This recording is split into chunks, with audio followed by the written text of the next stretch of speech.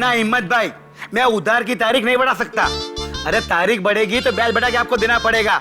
हाँ क्या? अरे भाई तुम्हारी मुसीबत की वजह से मैं मुसीबत में क्यों हूं बताओ मेरे को। मेरे को सोमवार तक पैसा चाहिए बस। हाँ बहुत भूख लगी छे भाई। क्या रे निर्मेश, हैं? कब से तेरा इंतजार कर रहा हूं मालूम है क्या? हैं? और आजकल ये डब्बा लेट क्यों लेके आ रहा है? करूँ क्या? दक्षा बहन को तेरी कंप्लेन करूँ क्या? अरे नहीं नहीं सेठ जी, वो क्या हो गया ने कि रास्ते में ट्रैफिक बहुत जाम हो गया था। हाँ। तो उसकी वजह से ना मैं थोड़ा अटक गया। हाँ ठीक है, रख डब्बा। ये लो सेठ जी। हाँ। पर सेठ जी, हाँ। खाना एकदम गर्म है हो। कब से भूख लगी है मालूम है तेरे को?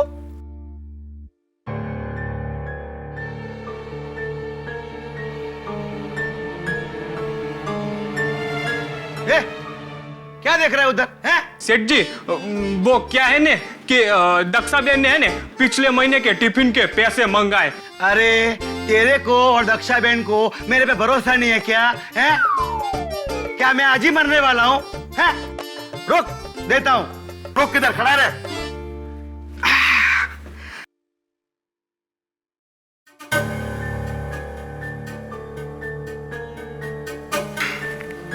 ये ले पैसा, दे देना दक्षा बहन को, जा।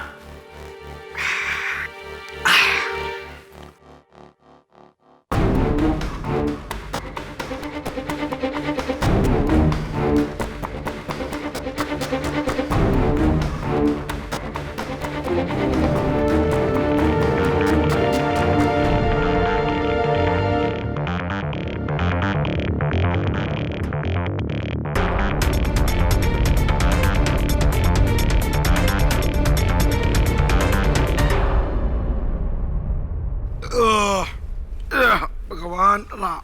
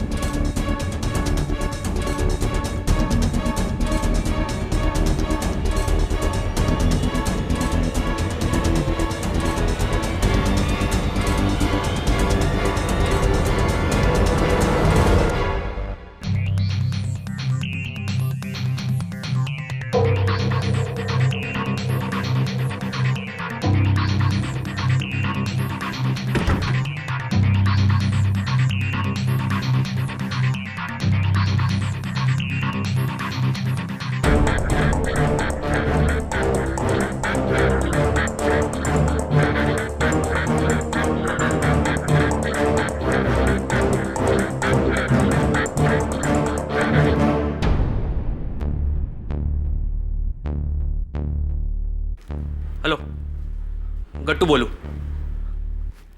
बेहोश हो गए? हाँ हाँ 100%। खाने ने अपना काम कर दिया है। हाँ रखता हूँ।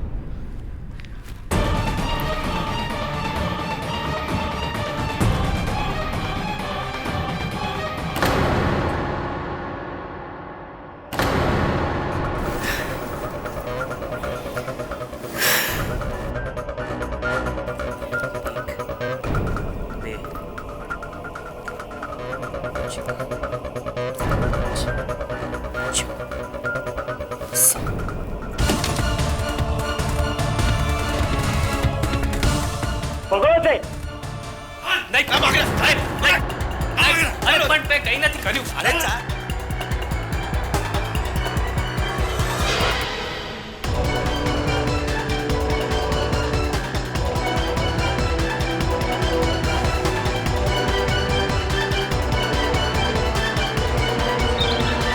और ये देखिए मेरे लॉ स्कूल की फोटोज।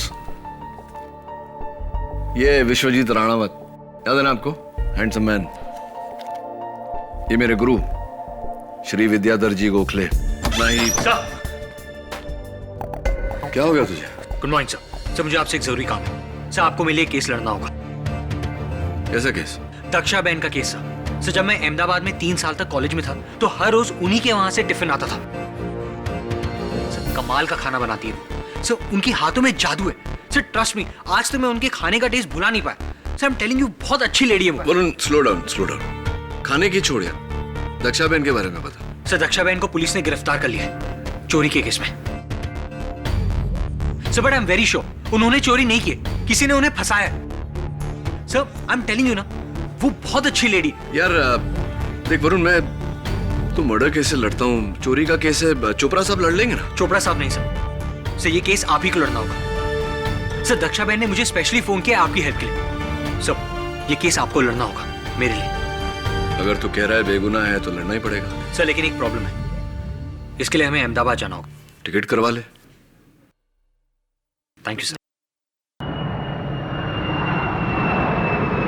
10 मिनट है बस, समझ गए हो? इससे ज्यादा नहीं।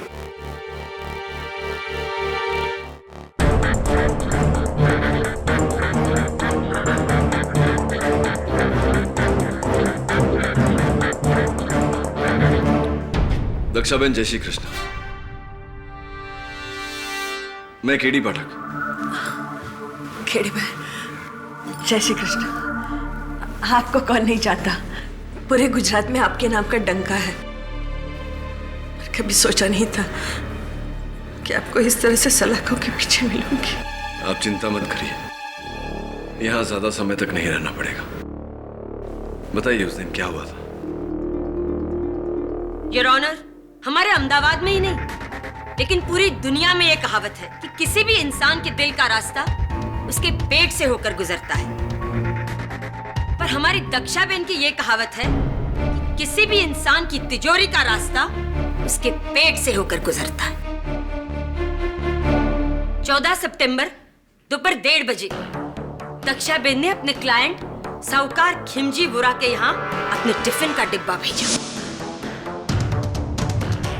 ये टिफिन का डिब्बा जिसमें तरह तरह के स्वादिष्ट पकवान थे, इतने टेस्टी, इतने अच्छे कि इंसान पकवान के साथ साथ अपनी उंगलियां भी चाट जाए और फिर बेहोश हो जाए, क्योंकि इसी दक्षा बहन ने उसमें बेहोशी की दवाई मिलाई हुई थी।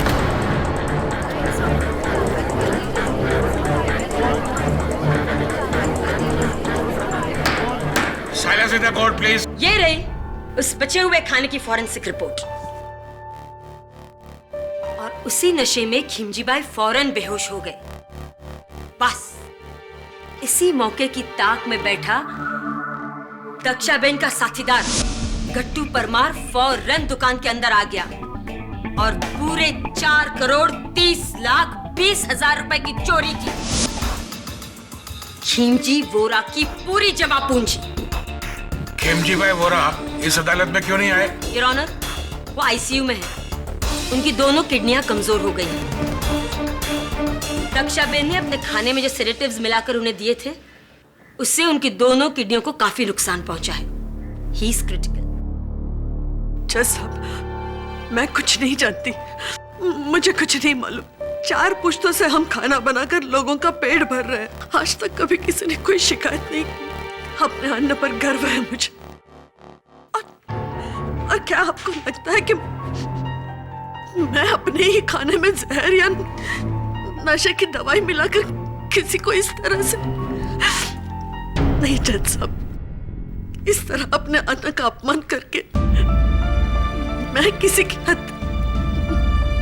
नहीं, ये मेरे संस्कार नहीं है जज साहब। दक्षाबेन, आपके संस्कार क्या हैं, क्या नहीं है, भाई ये तो हम नहीं जानते। पर आप मेरा विश्वास कीजिए कि एक बात तो मैं अच्छे से जानती हूँ कि फिलहाल आप जो कुछ भी बोल रही हैं, वो सरासर झूठ बोल रही हैं। और रहा सवाल आपके संस्कारों का, ये तो हमारे गवाहों से पता हमें चल ही जाएगा, है ना? जज साहब, मेरा पहला गवाह है रंगे हाथों चोरी करते हुए पकड़ा गया चोर गट्टू परमार।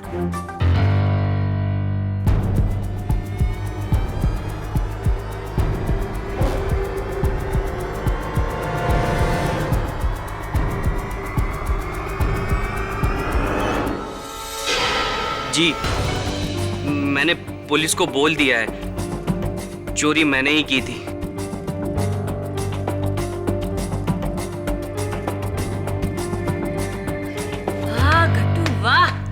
शाबाश। ये कहकर तुमने अदालत की बहुत बड़ी मदद की है, पर हमारी एक छोटी सी प्रॉब्लम और है, उसे भी सॉल्व कर दो। खिमजी बाई के घर से कुल 4,30,20,000 रुपए चोरी हुए थे, पर तुम्हारे घर से तो उसकी आधी रकम ही बरामद हुई है ना?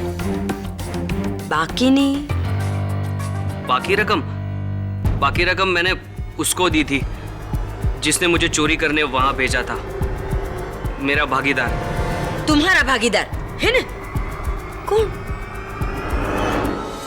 दक्षा बहन।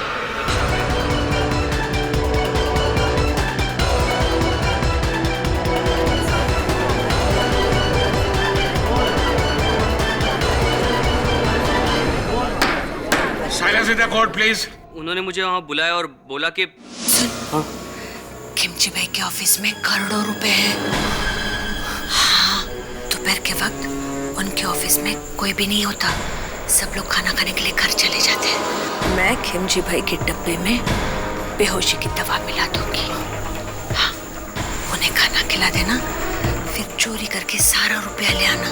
वहां से जो भी पैसे मिलेंगे उसमें से आधे तेरे, आधे मेरे। ठीक है दक्षा बहन। झूठ, जैसा भी आदमी झूठ बोल रहा है, झूठ है ये। मैं इसे नहीं जानती, मैंने इसे पहले कभी नहीं देखा और ना ही इसने मुझे देखा है। ये मुझे फंसा रहा है जज साहब, ये मुझे फंसा रहा है, ये झूठ बोल रहा है। मैं अपने माँ की कसम खा के कह रही हूँ, ये झूठ बोल रहा है। इसने मुझे कभी कोई पैसे नहीं दिए, कभी नहीं। दक्षा बेन, ये अंबे माता का ही प्रकोप है, क्योंकि आपने उनकी झूठी कसम खाई और इस बात के मेरे पास गवाह है। एक नहीं पर त्रण। हाँ, मैंने इस आदमी को 2 हफ्ते पहले दक्षाबेन के घर से निकलते देखा था। हाँ, मैंने भी इसे देखा था, पर मुझे देखकर ये मुंह छुपाकर भाग गया था। हाँ साहब, मैंने भी इस आदमी को दक्षा बहन के घर से निकलते देखा था। सुना दक्षा बेन, खड़ पड़ी नहीं? ले, अब भी आप कहेंगी कि आप गट्टू को नहीं जानती? नहीं? चल, कोई बात नहीं, मैं मदद करती हूँ। पहचाना इस बैग को? योर ऑनर, ये वही बैग है जिसमें से पुलिस को 2,15,10,000 रुपए बरामद हुए थे, और ये बैग दक्षा बहन के घर के बाहर कूड़ेदान में मिली थी, और इन्होंने ही गट्टू को ये बैग वहां रखने के लिए कहा था। नहीं जज साहब, मैं कुछ नहीं जानती, मुझे नहीं मालूम ये पैसे वहां कैसे आए। ये मैंने कुछ नहीं कहा था, ये झूठ बोल रहे हैं, सब झूठ बोल रहे हैं जज साहब। तो फिर तुम्हारे खाने में तुम्हारे अलावा बेहोशी की दवा और कौन डाल सकता है? मिसेस कक्कर, बस इसी प्रश्न की प्रतीक्षा कर रहा था कि खिमजी बाई के टिफिन में दक्षा बहन के खाने में दक्षा बहन के अलावा और कौन बेहोशी की दवा मिला सकता है। योर ऑनर, दक्षा बहन अपने 4 पुश्तों की कमाई हुई प्रतिष्ठा और इज्जत चंद रुपयों के लिए दांव पर लगा दे, यह संभव नहीं है। बड़ी साफ बात है कि खिमजी बाई के टिफिन में बेहोशी की दवा दक्षा बहन ने नहीं, किसी और ने डाली थी। किसी और ने? आई डोंट फील बैड, लेकिन आप मुंबई वाले किसी भी नतीजे पर फौरन पहुंच जाते हैं।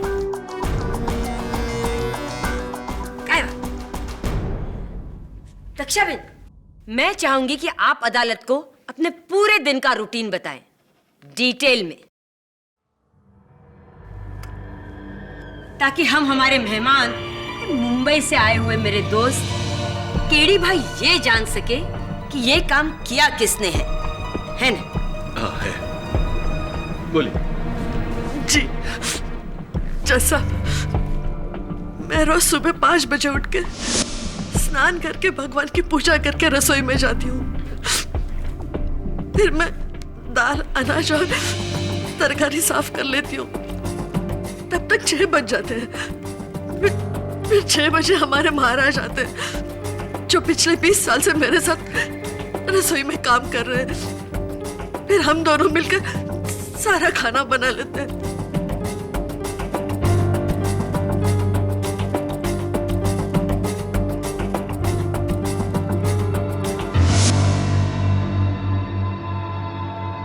राइट, यानी आप दोनों ही होते हैं, कोई तीसरा नहीं होता। नहीं केडी भाई, हमारे महाराज तो इतने गुणी हैं कि वो अकेले हाथ सबका खाना बना सकते हैं। फिर 10 बजे तक सारा खाना बन जाता है, दाल चावल सब्जी और मीठा। फिर 10 बजे पवित्र आती है।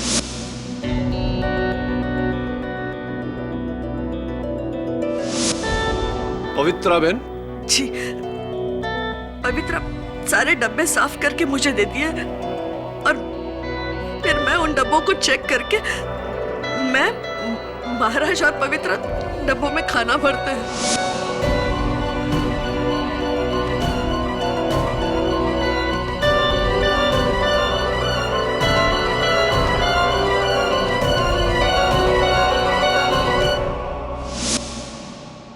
दक्षा बहन, डब्बे में खाना पैक करने से पहले क्या आप चखती हैं? हाँ हाँ केडी भाई, हमेशा।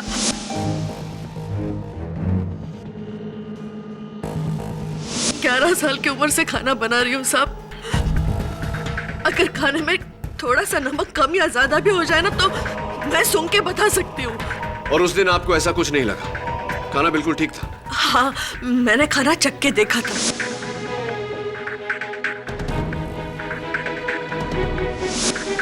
चलिए, खाना तैयार हो गया, डिब्बों में भर गया। फिर मेरे दोनों लड़के आते हैं, निर्मेश और मनसुख। मेरा मतलब जो मेरे लिए रसोई में काम करते हैं। फिर ये दोनों अपने अपने लिस्ट के मुताबिक डब्बों को बांटने के लिए चले जाते हैं। मतलब ए से लेकर जेड तक, खाना बनाने की क्रिया से लेकर उसे डिब्बे में भरकर भेजने की क्रिया तक, हर काम आपकी नजर के सामने होता है ना? तो जब ये कार्य चलता है उस समय आप कहाँ होती? मैं वही रहती हूँ केडी भाई, मेरी नजर यहाँ से वहां जरा नहीं हटती।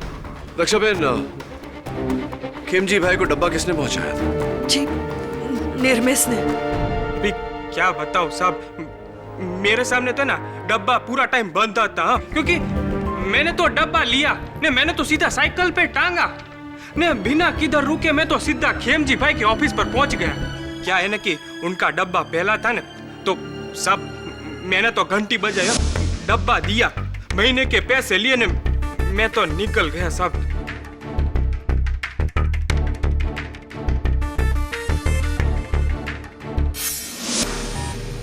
तो उस समय खेमजी भाई के साथ उनके दफ्तर में कोई था? नहीं साहब, वो तो अकेले थे, पर और तो और साहब, उन्होंने है ने मेरे सामने डब्बा खोला और खाना शुरू कर दिया। हैं? किसी और को उसमें कुछ भी मिलाने की गुंजाइश थी ही नहीं, है? Brilliant observation Mrs Thakkar, thank you very much. तो आम तौर पर डब्बा लेकर खिमजी भाई के ऑफिस कितने बजे पहुंचते थे आप? यही 1 बजे। लेकिन उस दिन तो आप 1:20 पे पहुंचे थे। ये 20 मिनट लेट क्यों हो गए?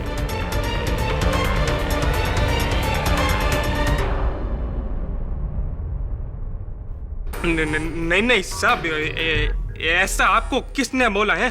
जज साहब, मेरा नाम किशन भाई धारीवाल है और मैं भी खेमजी भाई की तरह एक साहूकार हूँ, और मेरा दफ्तर और इनका दफ्तर आजू बाजू है।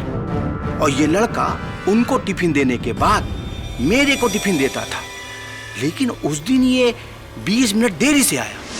चलिए निर्मेश, अब बता दीजिए कि 20 मिनट देरी क्यों हो गई आपको? अभी साहब क्या बताऊं मैं आपको? सच बताओ साहब। क्या है ना कि उस दिन मैं ऑलरेडी 20 मिनट लेट चल रहा था। आधे रास्ते में पहुंचाने मेरे को पता चला कि एक डब्बा कम थी है, तो सब मैंने क्या किया ना, मैंने साइकिल वापस घुमाई, डब्बा ढूंढने गया, लेकिन सब मेरे को डब्बा मिला नहीं। सब मैं बहुत घबरा गया था सब। तो क्या है ना साहब कि अगर दक्षा बहन को पता चलता ना तो मेरे को बहुत डांट पड़ती साहब। फिर क्या किया तुमने? सब फिर है ना मैंने मनसुख को फोन किया। क्या है ना साहब कि उस दिन ऑफिस में उसका एक ग्राहक नहीं आया था साहब, तो मैंने है ना उससे एक एक्स्ट्रा डब्बा मांगा और मनसुख ने ना साहब मेरे को चुपके से वो डब्बा दे दिया। तो ये गुमशुदा डब्बा कहानी है या बहाना उस डब्बे के खाने में जहर डालने के लिए?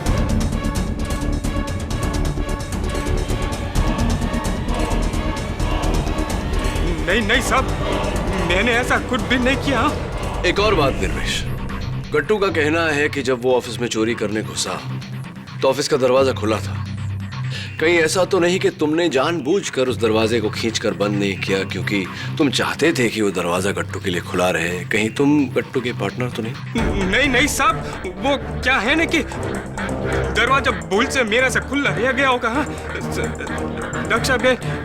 केडी भाई, निर्मेश ऐसा नहीं कर सकता। वो सालों से मेरे साथ है, वो तो मेरे बेटे जैसा है।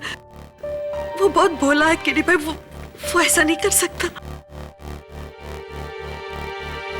और तो और साहब, अगर आपको है ना डब्बे के बारे में यकीन ना आता हो ना तो आप मनसुख से खातिरी कर लीजिए। हाँ जी, उस दिन निर्मेश को एक्स्ट्रा डब्बा मैंने ही दिया था। तो मनसुख भाई, कहीं ऐसा तो नहीं कि जो डब्बा आपने निर्मेश को दिया वही डब्बा निर्मेश ने खिमजी भाई को दिया? कहीं ऐसा तो नहीं कि आपने ही बेहोशी की दवा उस डब्बे में मिलाई और आपने ही कट्टू को वहां चोरी करने भेजा? आप ही कट्टू के पार्टनर थे, हो सकता है? हाँ। नहीं, दक्षा बहन। नहीं केडी भाई, मनसुख मेरे भावज का बेटा है। वो भला ऐसा क्यों करेगा? वो ऐसा नहीं कर सकता। केडी भाई, आपकी मुवक्किल खुद आपके सस्पेक्ट को निर्दोष का सर्टिफिकेट दे रही है। अब आप क्या करेंगे? प्रोसिक्यूटर साहिबा, मैं सोच रहा हूं कि गट्टू चोर को कटघरे में बुलाओ। क्या ख्याल है आपका? तो गट्टू जी, दोपहर के 1:30 बजे आपने चोरी की और उसी दिन शाम के 5 बजे पुलिस ने तुम्हें धर लिया। इतनी जल्दी पुलिस तुम तक पहुंच कैसे गई? 1 मिनट केडी भाई, अगर आप ये कहना चाहते हैं कि तेजी और चपलता सिर्फ आपकी मुंबई की पुलिस में है ना, हमारे अहमदाबाद की पुलिस भी कुछ कम नहीं। खिमजी भाई के ऑफिस में गट्टू से ये संजीवनी हर्बल दवाखाने में बनी ये जड़ी बूटी का पैकेट गिर गया था। बस सिर्फ इस एक सबूत के सहारे हमारी पुलिस ने गट्टू को ढूंढ निकाला। क्या बात है मिसेस ठक्कर, क्या बात है? संजीवनी हर्बल दवाखाना, ये तो बालों को झड़ने से रोकने की दवा है। तुम्हारे बाल तो अच्छे खासे हैं, तुम्हें इसकी जरूरत कैसे पड़ गई? नहीं, मेरे लिए नहीं, मेरे बापूजी के लिए। ऐसे ही आपके बापूजी के लिए, उस बापूजी के लिए जिसकी तस्वीर आप अपने बटुए में रखते हैं। आप ही का बटुआ है।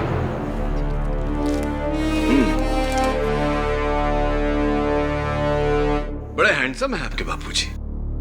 तो मैं समझा नहीं, आपके सर पर इतने घने बाल हैं, आपके बापूजी के सर पर एक भी बाल नहीं, तो ये दवा किसके लिए थी?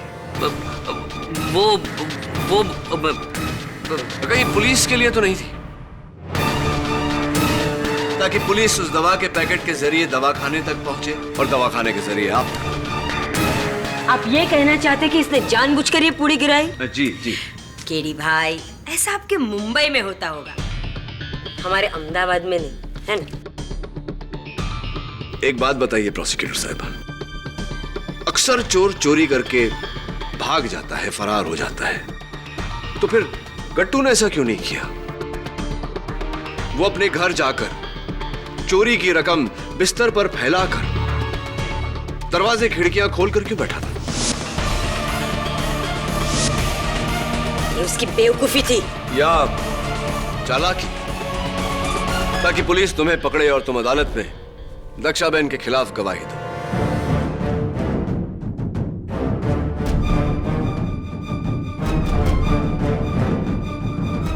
Your honour,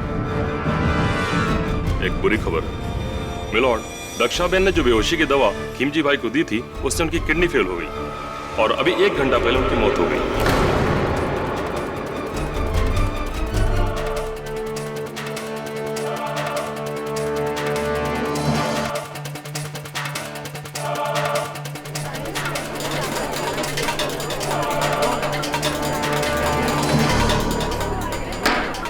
Silence in the court, please. Dakshaben, ये क्या कर दिया तुमने? कुछ पैसों के लिए आपने एक आदमी की हत्या कर दी। तो आप पर सिर्फ चोरी का इल्जाम था। आप एक खूनी है आप। जज साहब, खिमजी वोरा की हत्या के आरोप में दक्षाबेन को कड़ी से कड़ी सजा दी जाए। नहीं जज साहब, मैंने कुछ नहीं किया। केडी भाई, मैं खिमजी भाई की दुखद मौत ने इस केस को बड़ा ही गंभीर मोड़ दिया है। जिस तरह के हालात दिख रहे हैं, मैं ये सोचने पर मजबूर हो गया हूँ कि क्या यह पूरा षड्यंत्र सिर्फ पैसों की चोरी के लिए किया गया था या खिमजी भाई की मौत के लिए।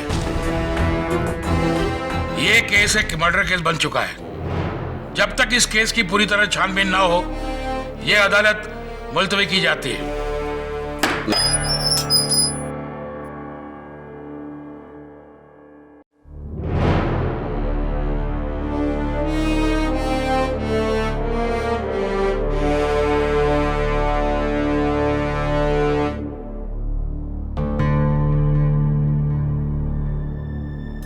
लगता है खिमजी भाई की मृत्यु की खबर सुनकर तुम्हारी भूख भी मर गई।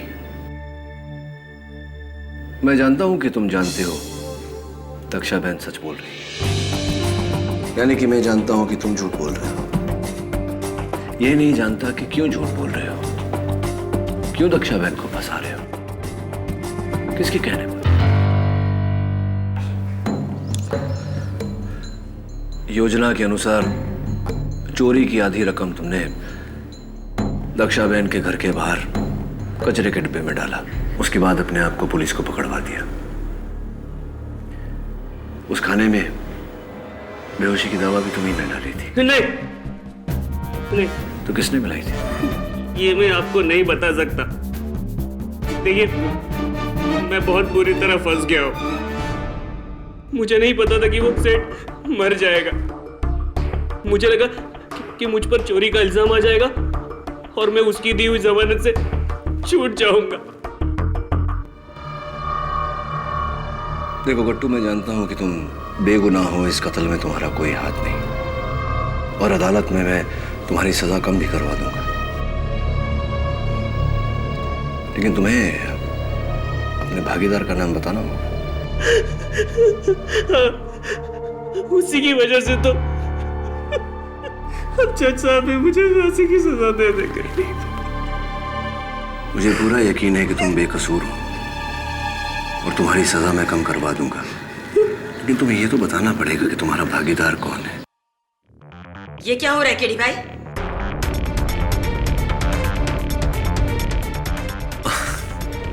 विशेष कुछ नहीं, बस गवाह से थोड़ी जानकारी हासिल करने का प्रयत्न कर रहा था। अंधेरी कोठरी में उसे धमका कर અને તું પાગલ થઈ ગયો છે? હા? આ ડિફેન્સ लॉयर છે। दक्षाबेन को निर्दोष साबित करके तुझे फांसी के फंदे पे चढ़ा देगा। फांसी हो जाएगी तुझे। समझाइज तने? समझाइज? मुझे जो कुछ भी कहना है मुझे कह, और वो भी अदालत में। केडी भाई, आप, ये हमारा अहमदाबाद है, आपका मुंबई नहीं। आपके लिए सारे दरवाजे आसानी से खुल जाएंगे। यहाँ सब कुछ हमारे तरीके से होगा। समझी गए? हैं? समझ गया। वैसे इसका जवाब मैं आपको दूंगा अदालत में।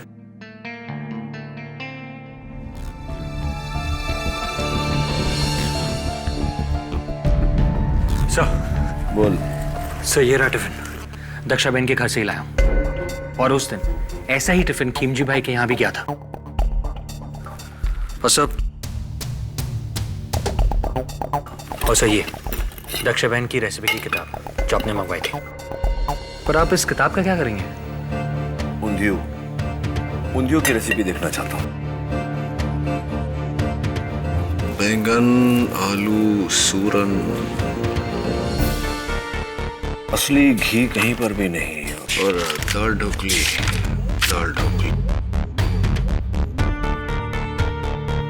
इसमें भी असली घी नहीं पड़ता।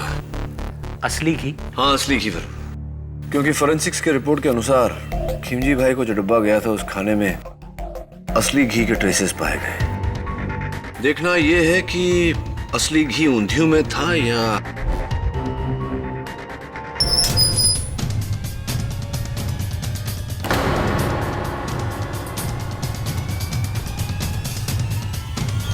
मिलॉर्ड, गट्टू ने अपनी शर्ट से छत पर लगे हुक पर लटक कर खुद को फांसी दे दी।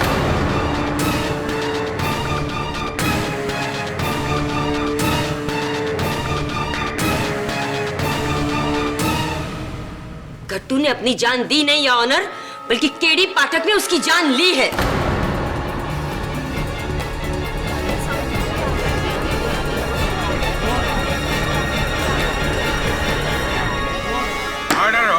आई object your honour. Your honour, कल रात लॉकअप में केडी पाठक ये आखिरी इंसान थे जो गट्टू से मिले थे।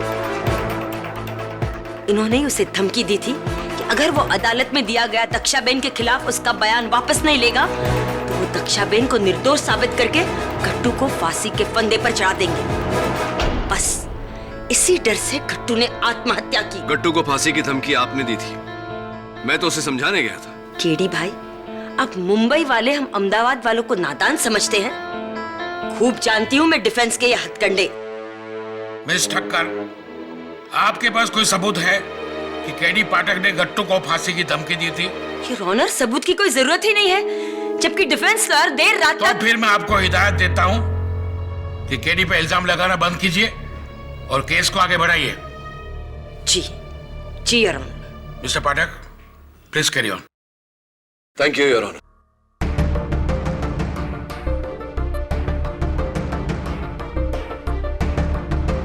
योर ऑनर, ये हूबहू वैसा ही टिफिन है जैसा उस दिन खिमजी भाई के दफ्तर में भेजा गया था। इसमें खाना भी बिल्कुल वैसा ही है जो उस दिन था। ऊपर के डब्बे में रोटी और मीठा,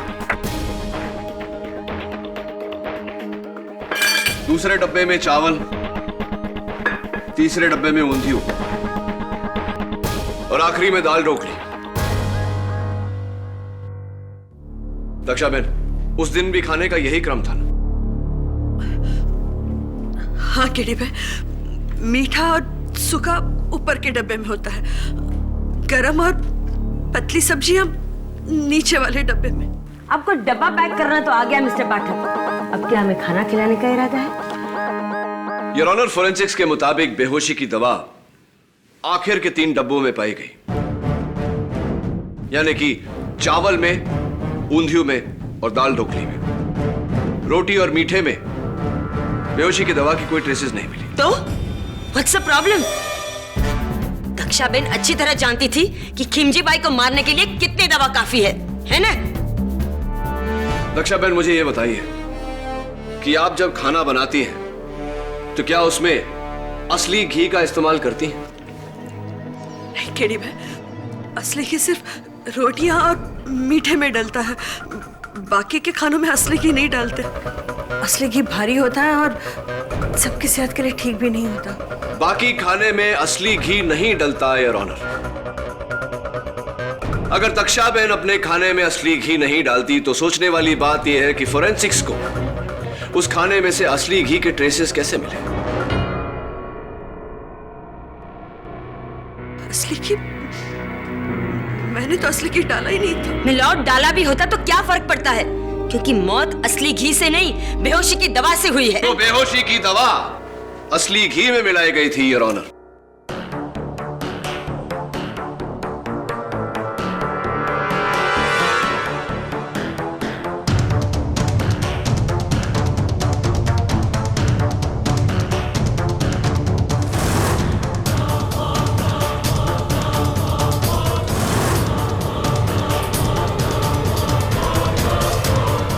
योर ऑनर, इस घी को खिमजी भाई के टिफिन के ढक्कनों पर इस तरह लगाया गया।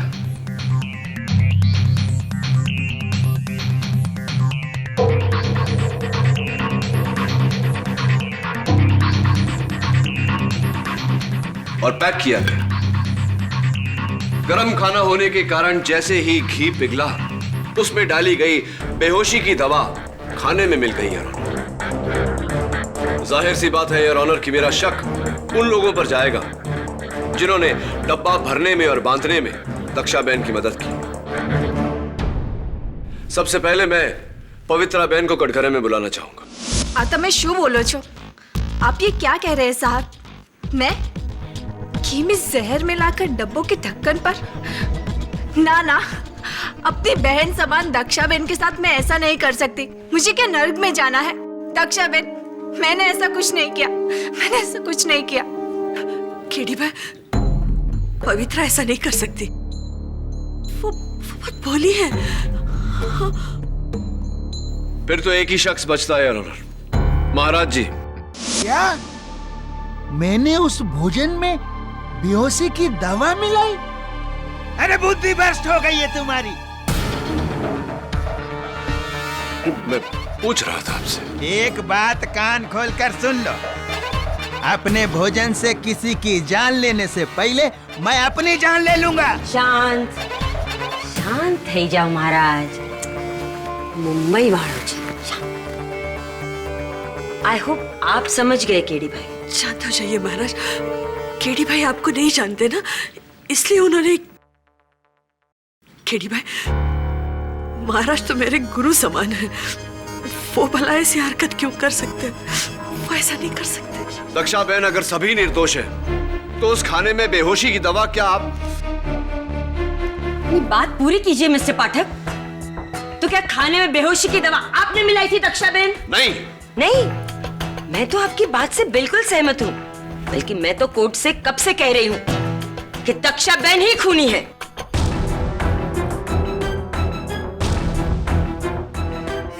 मिस्टर पाठक, आपने जो डब्बे के ढक्कनों पर लगे घी की दलील दी है, उससे काफी हद तक मैं सहमत हूं।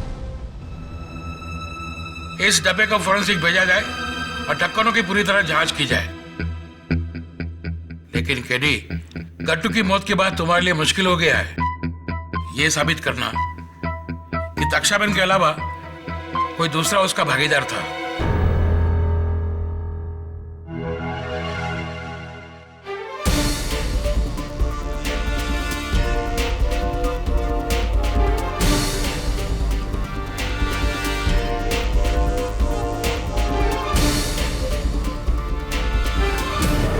हाँ, मैंने भी इसे देखा था, पर मुझे देखकर ये मुंह छुपाकर भाग गया था। योर ऑनर, मैं एक बार पवित्रा बहन को फिर से कटघरे में बुलाने की इजाजत चाहता हूँ। इजाजत है। क्या बात है पवित्रा बहन, आपको देखकर लग रहा है कि आज आपकी तबीयत कुछ नासाज है और आपकी आंखें जता रही हैं कि आप रात भर रोई हैं। सब ठीक है ना? जी, मैं क्यों रोने लगी? वो तो मुझे थोड़ा बुखार है। वो ऐसी बुखार है? ऐसा कैसा बुखार? एक सुहागन जिसका रोजमर्रा का श्रृंगार है मंगलसूत्र पहनना, सिंदूर लगाना, वो भूल गई हैं आप? ऐसा कैसा बुखार? जी, वो तो मैं जल्दी जल्दी में थी ना, इसलिए सिंदूर और मंगलसूत्र दोनों भूल गई। वैसे आपके पति तो ठीक है ना? हाँ हाँ, बिल्कुल। क्या नाम है उनका? नरेश कुमार। नरेश कुमार। क्या करते हैं वो? क्या व्यवसाय है उनका? जी, वो दूध की दुकान में काम करते हैं, डेयरी। डेयरी? कहाँ पर? राजकोट में। राजकोट में?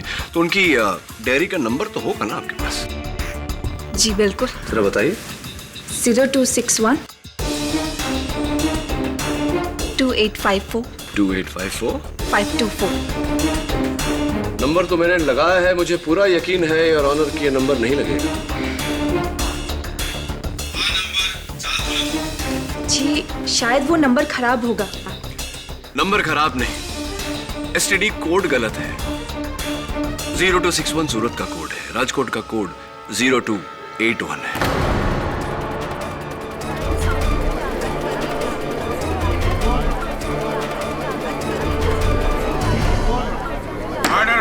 जरा आप अपने हाथ बताइए, कलाई बताइए।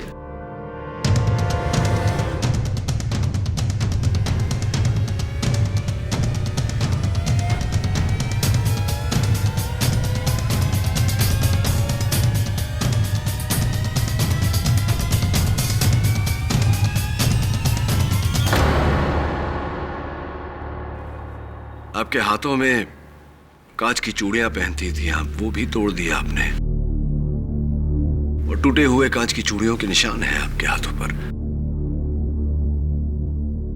माफी चाहता हूं, प्रश्न थोड़ा कड़वा है लेकिन पूछना पड़ेगा। आपके पति का निधन हो गया क्या?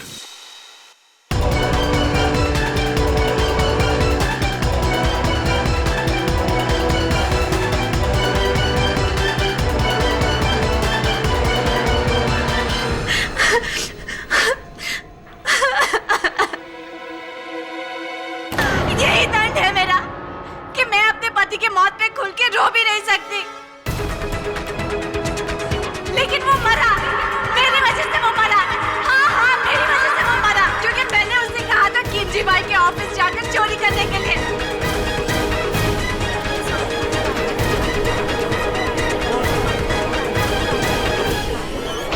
Order order. कट्टू ही मेरा पति था। हाँ, इसीलिए सारे गवाह कह रहे थे कि उन्होंने गट्टू को दक्षा बहन के घर के बाहर देखा, क्योंकि वो आपसे मिलने आता था। पवित्रा बहन, अदालत को यह भी बता दीजिए कि खिमजी बाई के टिफिन के ढक्कनों पर बेहोशी की दवा वाला घी आप ही ने लगाया था। दरअसल मुझे पता था कि किमजी भाई का डब्बा कौन सा है, इसीलिए मैंने घी में बेहोशी की दवा मिलाई और घी को उस डब्बे के ढक्कनों पे लगाया।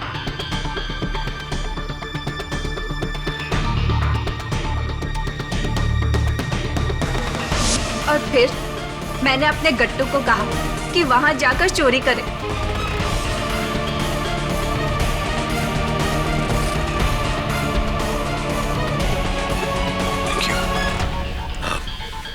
एक आखिरी प्रश्न। 4,30,20,000 बहुत बड़ी रकम होती है। ये रकम लेकर आप लोग फरार हो सकते थे, लेकिन ऐसा क्यों नहीं किया आपने? गट्टू को क्यों पकड़वाया और उसके जरिए दक्षा बहन को क्यों फंसाया? क्योंकि हम दोनों को ऐसा बोला था करने के लिए। प्लान हमारा नहीं था। उसने हमें बोला कि किमजी भाई को बेहोश करो और चोरी करो। इसके बदले में वो मेरे गट्टू की जमानत देकर हम दोनों को अलग से 25 लाख देगा, जामनगर में जमीन, और गट्टू को एक अलग से एससीडी की दुकान खोल के देगा। बस हमने इसी लालच में आकर ये सब किया। पवित्रा बहन, अदालत को बताइए कि ये लालच आपको किसने दी थी?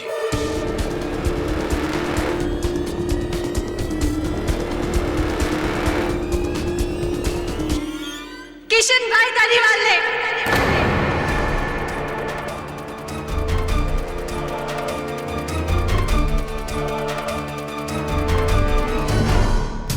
कहाँ भाग कर जा रहा है? जज साहब, खेमजी भाई की वजह से मेरी साहूकारी का धंधा चौपट हो रहा था और उन्होंने मेरे सारे ग्राहकों को हथिया लिया था। इससे पहले कि मैं बर्बाद होता, मैंने उन्हें मारने का प्लान बना डाला। जज साहब, मुझे पता था कि उनके गुर्दे कमजोर हैं और बेहोशी की दवा का जरा सा ओवरडोज उन्हें मार देगा, और इसीलिए पवित्रा और गड्डू को चोरी का लालच दिया ताकि वो अनजाने में खेमजी भाई का खून कर सके। और जज साहब, ये सब मैं अपने धंधे को बचाने के लिए किया और ये सारा प्लान मैंने बनाया था। जज साहब, मैंने। Arrest my case, Your Honor. ये अदालत किशन भाई धारीवाल और पवित्रा बहन को खिमजी भाई वोरा के दफ्तर से चोरी करने और उनके मर्डर के केस में दोषी ठहराते हुए उन्हें गिरफ्तार करने का हुक्म देती है और दक्षा बहन को इस इल्जाम से बाइज्जत बरी करती है। The case is closed.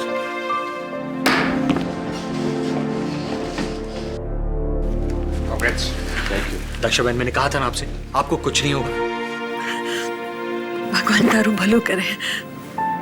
धन्यवाद बेटा। अरे धन्यवाद मुझे नहीं, इन्हें कहिए। खेड़ी भाई धन्यवाद। अरे अरे